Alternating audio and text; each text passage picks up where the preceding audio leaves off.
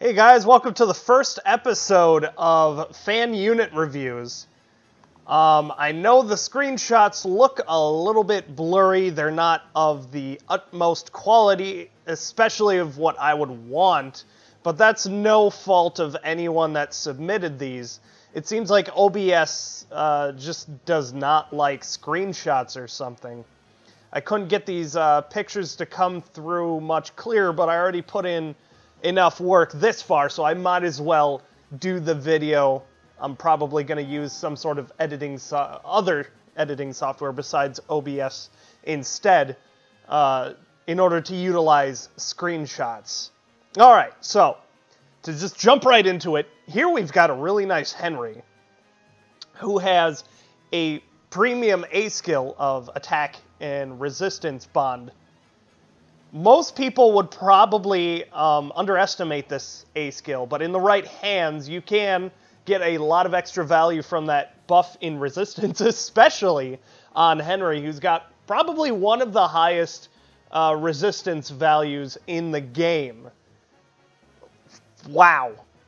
+6, that puts it at what, a base of 44? That's a lot. I'm pretty sure this Henry can outdo Fjorm in every way. As far as her, ranged countering utility goes. That's pretty insane. That Glacius is going to get a lot of damage off. That's really impressive. I see you put Wings of Mercy on this Henry. Now, due to the fact that he's got an extremely high resistance and very competitive speed, I would, if I were you, I would prefer to put something along the lines of Desperation on this Henry. Vantage if you don't have any Desperation available. If you don't have either of those, you could even try something as goofy as Brash Assault. Now, due to the fact he's got extremely high resistance, he won't care about a counterattack from a mage unit. So if he were going up against a fast mage that he wouldn't otherwise be able to double, he would be able to attack, very safely take the counter, and then follow up, utilizing Brash Assault if he were in the threshold. So, very, very nice Henry here. I wish I had an attack resistance bond in order to give my Henry, but I didn't, so I ended up going down the Fury route. Can't believe I just had a brain fart right there.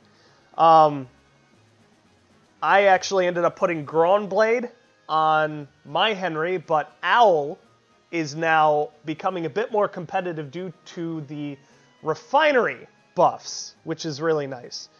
I don't feel like Owl competes with Blade in the same way,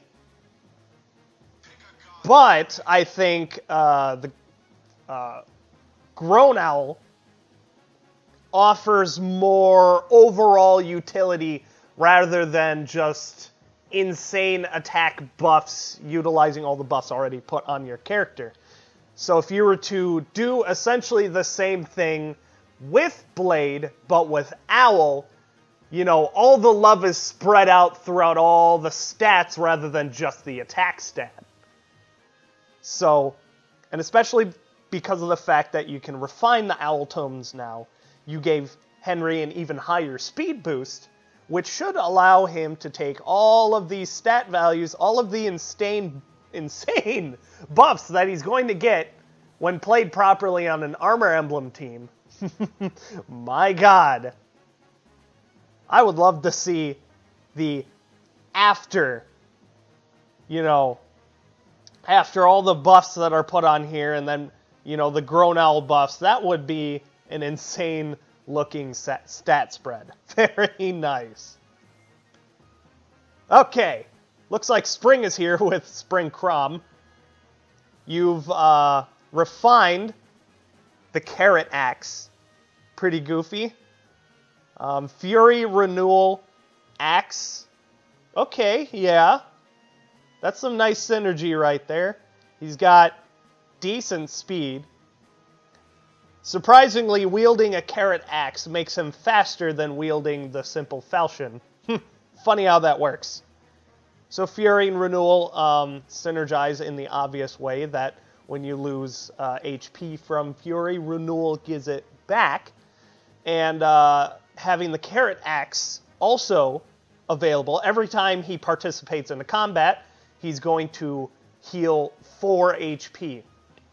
I've been using my Carrot Lance Hinoka, who also has Fury 3, and what happens whenever you're in a combat with a refined carrot weapon and Fury is, long story short, after the battle, you just simply lose 2 HP, and that's it. You don't lose 6 and then heal 4.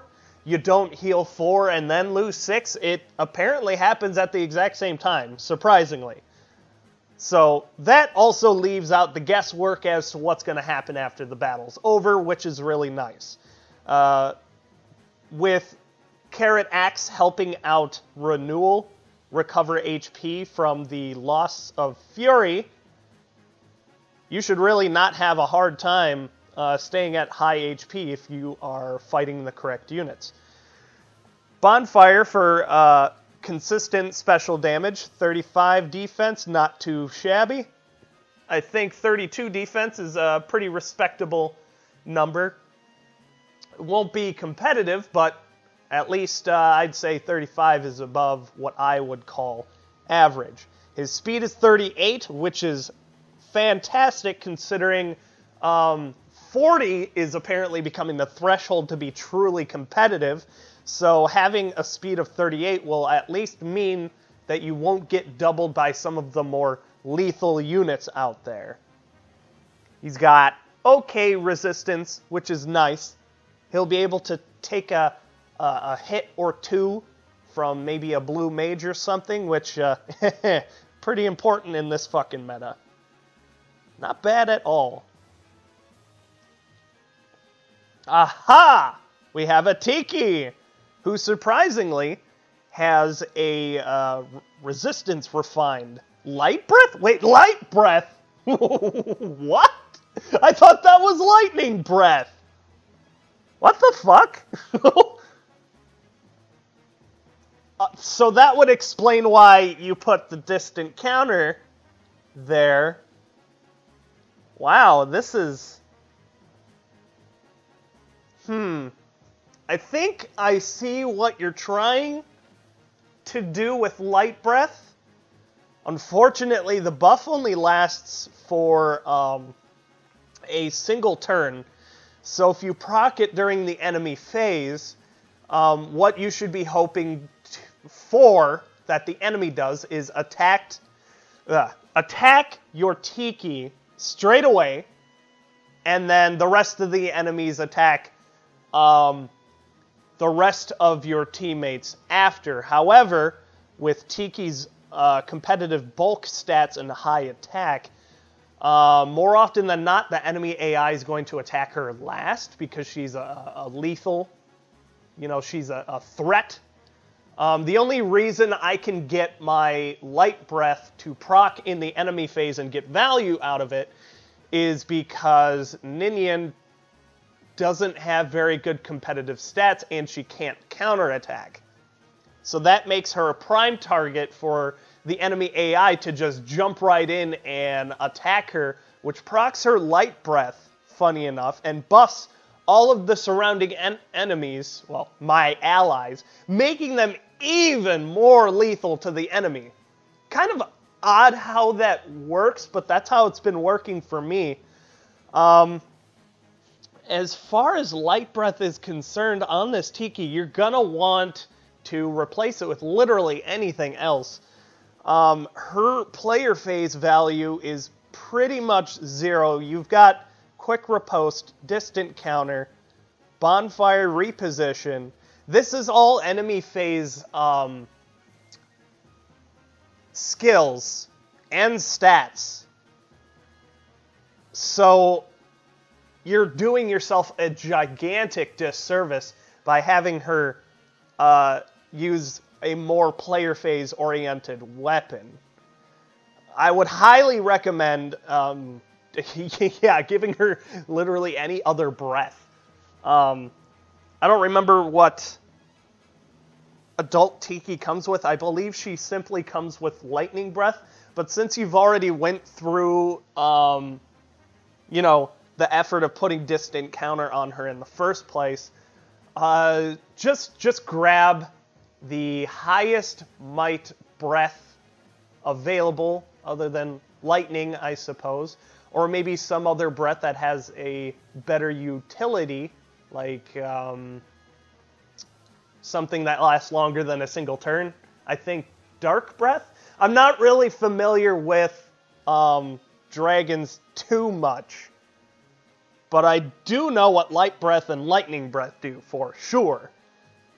So, yeah, definitely change out that light breath, unfortunately, because I know you inherited it to Tiki, and then also refinement. That's a fat bit of resources to use, but sadly, I really, really have to recommend that you replace that weapon. Okay, Joshua. Fury Desperation. That's a very good and classic combo.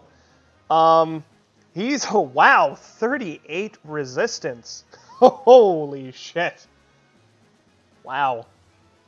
That's actually impressive, especially for a sword unit. Joshua power creeps the absolute shitballs out of Lloyd. Like, fuck, man. Lloyd, you didn't even already have that much going for you. Your face was a train wreck, and now your kit isn't even unique anymore. Sucks to suck, I guess. Defense ploy is the obvious choice for the C skill. Whenever you have a physical, or rather a melee unit with high resistance, you almost always want to go for some sort of ploy. Attack ploy, defense ploy, speed ploy, one of those things. Maybe if you are so inclined, resistance ploy to help your mages follow up on the damage. But, yeah, definitely defense ploy is the one skill you would want Joshua to have, obvious reasons, because of that ridiculous resistance. Wow. Fury making his, just like, wow, I'm just looking at this and every single stat is amazing. HP, attack, speed, defense, resistance. Like, surprisingly, the most underwhelming stat out of all of that is the defense. And like I literally just said not too long ago, 35 is respectable. Very, very respectable. Wow. This is definitely a Joshua to be feared. He's definitely a player phase one with some enemy phase utility in his stats, being able to take a hit. He can jump into the middle of a group of mages and not even be afraid. Just not even care, really. Just flipping his coin up in the air. Am I gonna die today? Oh, both sides are heads. That means nope. Ah, wow. That iceberg is going to get insane damage. Wow. 19 plus that 52. Fuck, man. Desperation with the Brash Assault. Wow. Wow. I can't even... Good job. I can't even recommend anything. This is probably perfect. And you know what? I give you props, too, because this isn't even, you know, the meta build. There's like 2 meta builds, and one of them obviously involves giving him distant counter. Wow, that's pretty legit. Okay, a speedy Ephraim. For some reason, you decided to refine his Sigmund to give him a speed buff rather than getting that that very, very interesting ability. What is it? If he is above 90 HP, he gets a guaranteed follow-up attack. So basically, if you're gonna get a guaranteed follow-up attack, speed doesn't fucking matter. With that special effect weapon refinery ability, you know,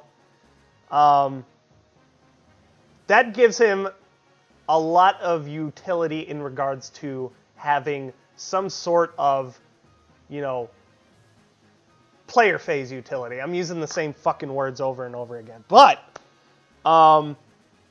it feels like this Ephraim isn't complete, per se. It would probably feel a lot better if he had that special weapon refinery ability. Most people put quick riposte on Ephraim, but I guess you don't really need to since you put the speed buff on him. I think, this Ephraim is plus speed? Because I don't remember him having much speed in the first place. Wow, look at that. 37.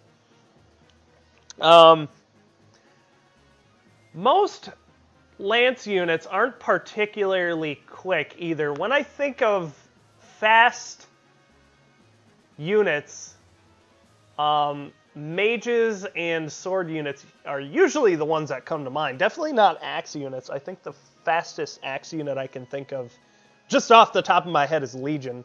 But Lancebreaker, not too bad. Clashes slightly with Fury. And, you know, maybe chances are you didn't give him the special weapon ability because of Fury. Because if you dropped past that HP threshold, obviously you wouldn't be using it much anymore. So I guess I could understand a little bit of what's going on here. But I think that extra ability that they did give Sigmund is definitely worth another look, in my opinion. You should definitely consider giving it a try, at least. Especially since you've merged this Ephraim. You've got plenty of SP, you know. You got plenty of resources just to play with, you know. Why not put a couple stones in there, too? See if you can get it to work, maybe. And Tobin's Tobin. I'd recognize this fucking Tobin anywhere. God fucking damn it. You decided to go the very tanky route, so you basically turned Tobin into a fucking Lukas here. An ugly Lukas. This is literally fucking Lukas that I'm staring at here. Are you shitting me? The Slaying Edge, you know, Slaying Lance, the fucking Ignis, the fucking Fortress Defense, the Quick Riposte, Threaten Defense, Close Defense Shield? Are you shitting me?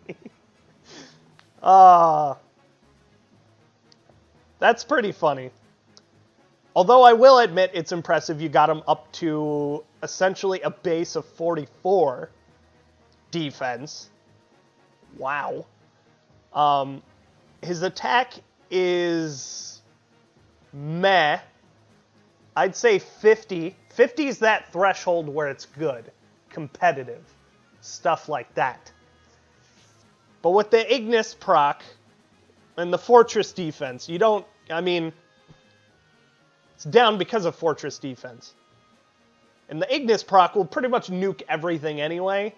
So you're not exactly worrying about attack. Attack isn't the concern here. The defense, fuck, wow. You basically built a Lukas. What the fuck, man? And then, another consideration. Panic Ploy, because of that ridiculously high HP. Wow. This is just fucking Lukas. It's Lukas. I'm looking at Lukas with a bad bull haircut. What the fuck? Oh, man. Okay, Felicia. Nice defense ploy, of course. Distant defense, fury, desperation. Wow. And it's only +1 merged. Not bad at all. Silver Dagger plus refined with the attack boost. Dagger units overall, except for Kagero. Kagero is the only one that got shafted in the refinery. Wow. Sucks to suck, I guess. I thought Takumi had it hard, being the king of the meta and falling off very quickly. But Kagero, she was meta when the game first came out, and she is complete garbage now. Wow. Anyway, back to Felicia. 40 resistance. Really fucking solid. Which jumps up to 46 when you're baiting something. Wow. Reinhardt can go fuck himself, am I right? Even with the Moonbow proc. I mean, if you got all the resistance in the fucking world, even if you mitigate most of it. God damn. So not only does she have enemy phase utility in baiting mages, which is a big part of the meta right now, is mage units. If you're not running a mage unit, I would highly recommend considering running just one. Just experiment with it, at least get some experience using a mage. So this way, you know, even if you end up not using a mage during your like arena runs or anything else you play in the game, you at least know how to run a mage. If that makes any sense to you guys. But anyway, obviously you're not going to be trying to bait and tank or, you know, bait and tank daggers and bows or trying to body block things, obviously. But with Fury and Desperation comboing, whatever, you know, pittance of damage you end up taking from mages, from her doing her job, that should lower your HP just enough so you can activate Desperation. And with your somewhat competitive attack and Iceberg just instantly giving you 20 damage when it procs, utilizing her speed and decent attack, you should be able to kill things she otherwise wouldn't be able to, which is pretty fucking cool. You could actually have her run up to, you know, a Brave Lyn and legitimately just kill her. 1 round KO her on player phase. That's really nice. Drawback is very useful on ranged units because they generally like to stay at range, and that helps them do so while also supporting the team, you know, movement support skills. Very nice. I would totally use this Felicia. I would have to put like a lot of resources into building her, but if I were so inclined, I would probably build it this way. That's fucking cool. Oh, hey, another Ephraim. And he's got the special ability with fucking Wind Sweep. Wow. Okay, so I believe a YouTuber by the name of Sacred Spear did a video about, well, at least he's the one that I know of that I watched, and a couple other people showed me because they told me about this combo, which is the Sigmund Refinery ability comboing with Wind Sweep. Apparently allows him to double without taking a counterattack, which sounded absolutely mind-blowing at first, but the way the video put it, it explained it, it actually showed in an example. You got to see Ephraim actually double somebody while also using fucking Wind Sweep, which is weird. let me tell you just a very short example of why it was very weird that he still gets the guaranteed follow-up. For example, in the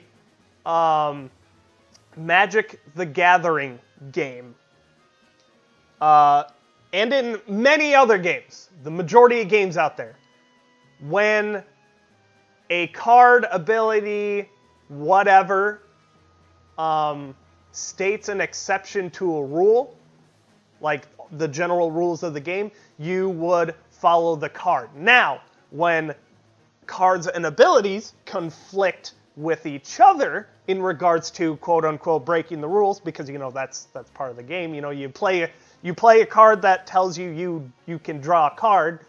You draw a card, and technically that's breaking the rules because you only draw a card during your draw step. Makes sense? Okay. So, if your opponent has... So you play a card that says, for example, you get to draw a card.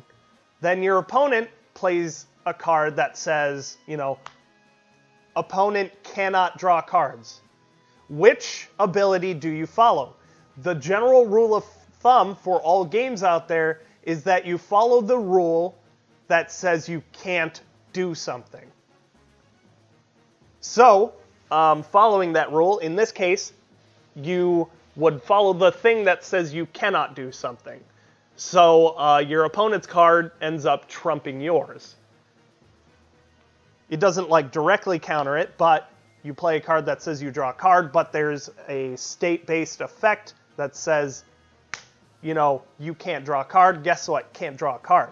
Which, I used that logic in regard to Sigmund and Windsweep, and I was like, now, wait a minute. Windsweep says that you can't make a follow-up. So I imagine that would cancel out Sigmund's special ability, but apparently that is not the case. So that confused me for a little bit, but I got over it and I just accepted it because that's how IS wants the relationship between the two abilities to work, and it just happens, I guess. So it ends up being a very interesting combo, you know, just being able to walk up to something as long as you can get the Windsweep to proc, just walk up to them and double them, and they can't even fucking do anything about it. It's like, are you shitting me? I see you gave him Soul, which is kind of interesting. You almost never see Soul on a unit. You usually see something along the lines of Aether, of course. Or, if anything, Noontime, because smaller cooldowns is definitely a big part of the meta.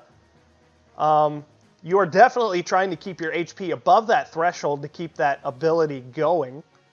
And it's not exactly hard to keep it going, considering you're not taking fucking counterattacks.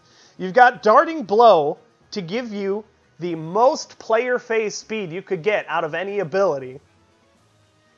So, you've pretty much got a lot going for you on this one. I think if it doesn't look like you're having any trouble whatsoever securing kills, considering you're doubling things without them countering. But if you were so inclined, I could offer Life and Death as a suggestion. You only lose 1 speed out of the deal, but you get an extra 5 attack. Since you're not dealing with counterattacks anyway with the usage of Windsweep. And on top of that, I think in this case you could also use Phantom Speed Seal to great effect. But if you're not worrying about counters in the first place, just fucking run Life and Death. There you go. I mean, if you're not using your bulk stats because, you know, you're not taking counters or whatever, run Life and Death.